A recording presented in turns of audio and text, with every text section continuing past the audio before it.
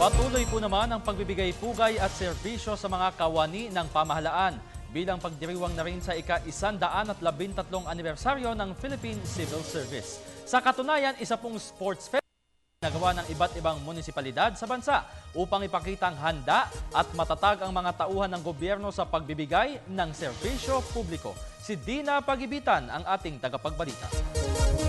Bukod sa pagbibigay ng libreng sakay sa MRT at LRT, libreng entrance fee sa maraming museo sa bansa, pati na rin ang maraming contest para ipamalas ang galing ng mga kawani ng gobyerno. Isang week-long sports fest din ang ginaganap sa bayan ng Macalelon, Quezon sa pagdiriwang ng ika-113th anniversary ng Civil Service Commission.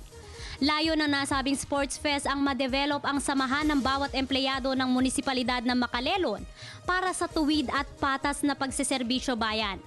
Kinakailangan po magdaos kami ng ganitong uri ng sports fest upang sa ganun ang aming ugnayan, ang aming samahan ay lalong tumibay.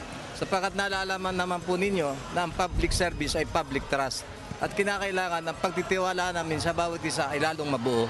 Dahil hindi biro ang katungkulan ng mga kawani ng gobyerno dahil kailangan maging huwaran ng bawat mamamayan, malaking bagay sa mga ito ang nasabing sports fest.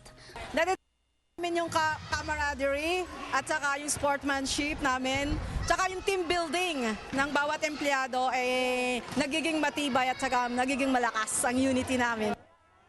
Samantala bilang kawani ng gobyerno, hangad nila ang tiwala ng pinaglilingkurang bayan. The local government employee must have a security of tenure in which yun yung pinakamalaking bagay na na-acquired ng isang government employee. Para sa Telebisyon ng Bayan, ako si Dina Pagibitan.